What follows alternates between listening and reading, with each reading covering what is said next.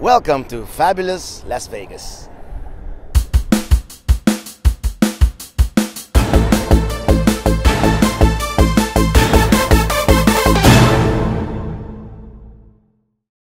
So, we are landing at Las Vegas McCarran Airport, and as we land we can see the Strip from the air.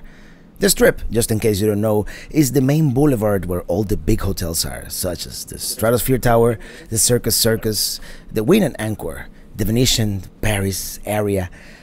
The green one is the MGM Grand, which is where we're staying. We have arrived at Las Vegas. As soon as you enter the terminal, you realize you're in Vegas. There's slot machines everywhere. We take a taxi to the MGM Grand, which is normally a rather pricey hotel, but during the weekdays it is very reasonable. The weekend, however, is another story, so we'll stay somewhere else then. But for now, let's live it up and enjoy. Las Vegas always gives me a headache. We got a pretty good room. And of course, everything outside is green because the hotel is green. We have a nice TV. And most importantly, minibar. And finally, our restroom. Hello, everybody. We are at the MGM Grand. Yay, electric shades. I know, I get silly sometimes. Good night. Good morning, Vegas. We go out to explore the Strip a little bit. We take the bridge to the Tropicana. And then the New York.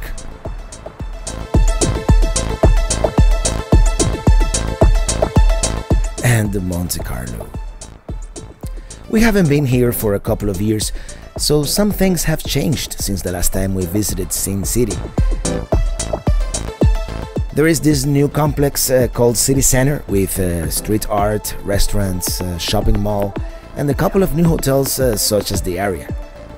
Quite nice, actually.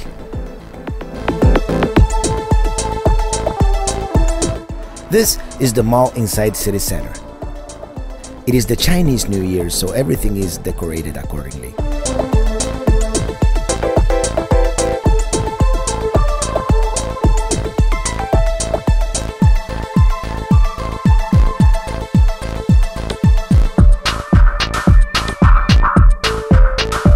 We see something odd with the Strip.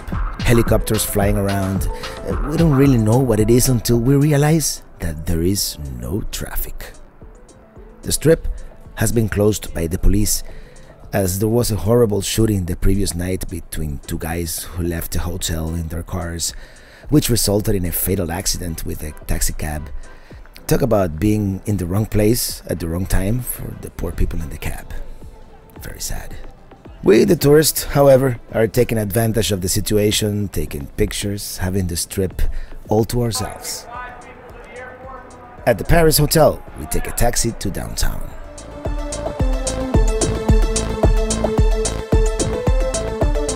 Here in the downtown area, we visit the recently opened Neon Boneyard.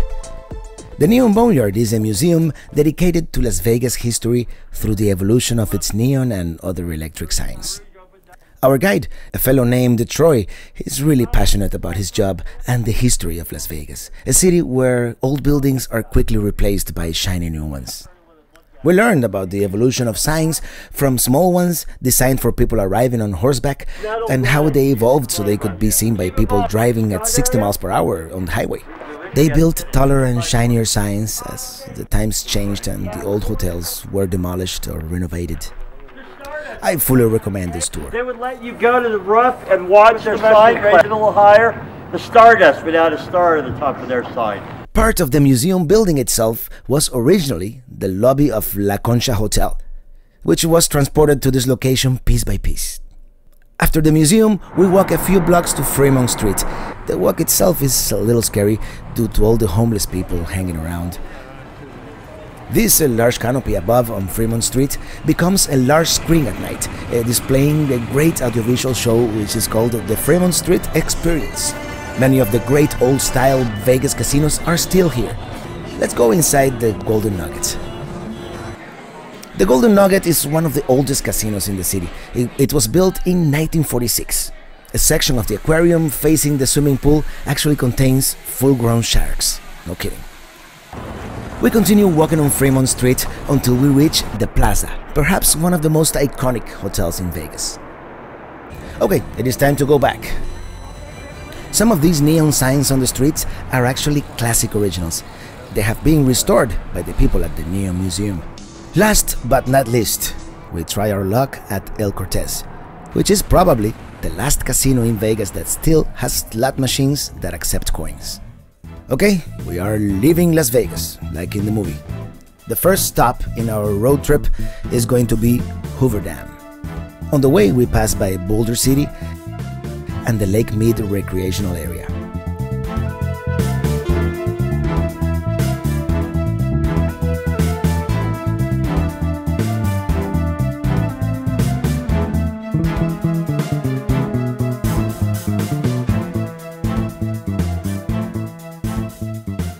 As we arrive, first we walk on the Mike O'Callaghan-Pat Tillman Memorial Bridge. Yeah, that's a mouthful.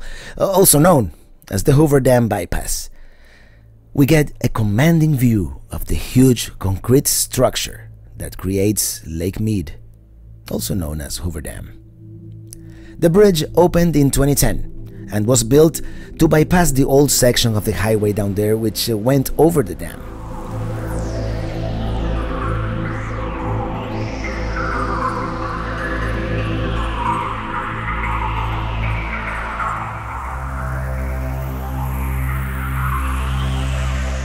This is also the border between the states of Nevada and Arizona and the Pacific and Mountain time zones.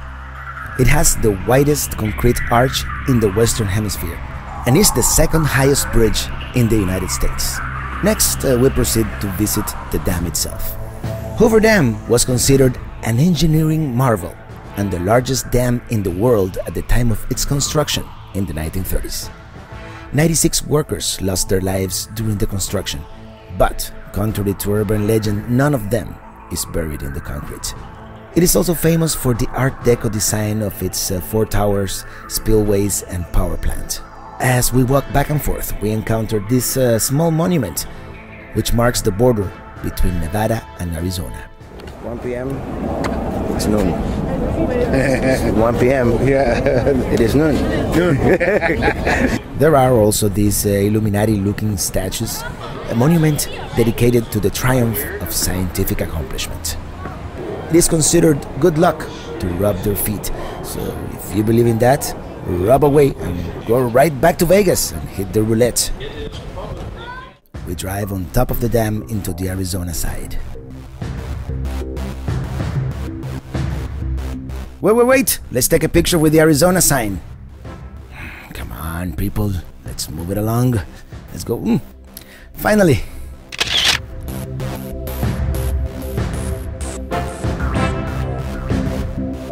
Oh crap, we almost ran them over. We park to get this great view of the structure.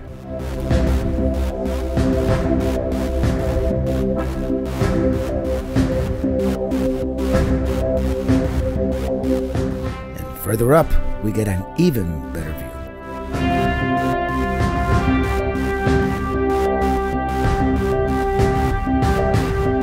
Okay, it's time to hit the road again. Let's continue towards the Grand Canyon.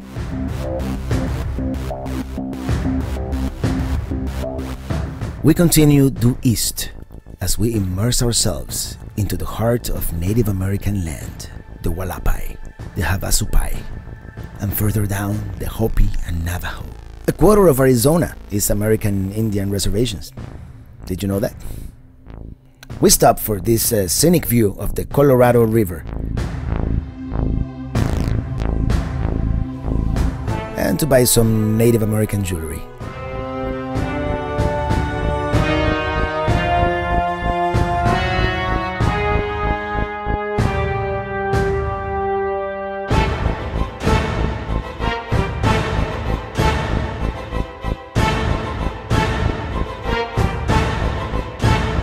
We continue on Route 93 and then Interstate 40 for the long drive towards the south rim of the Grand Canyon.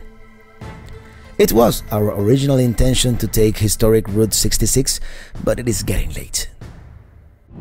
We are driving through the desert towards the Grand Canyon. I made a small navigational error, not navigation, time error, and we're gonna arrive there right at sunset. I didn't take into account that the Grand Canyon was in central, mountain time, and Las Vegas was in Pacific time. So there you go.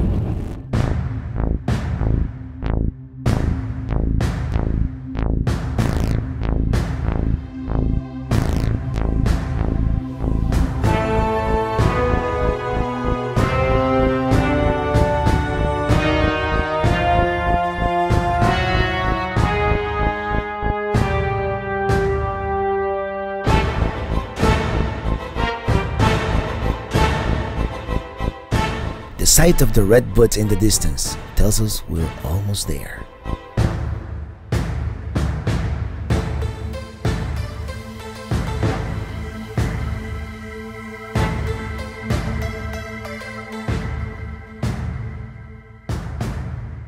It is getting dark as we arrive to the Grand Canyon National Park. We do get to see some wildlife on the way. We are practically racing against time to reach the south rim before sunset. And we finally make it to the Bright Angel Lodge.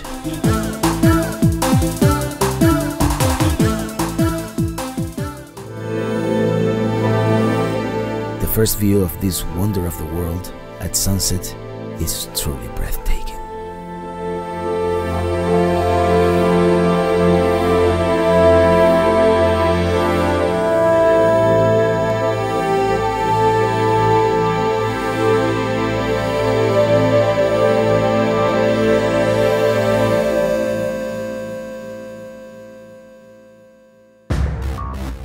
Coming up on our next episode, we explore the south rim of the Grand Canyon and then drive on historic Route 66. And finally, of course, we enjoy Las Vegas, Nevada. Also, check out our previous episode in which we enjoyed Miami and its festivals. Until next time, thank you for watching and see you.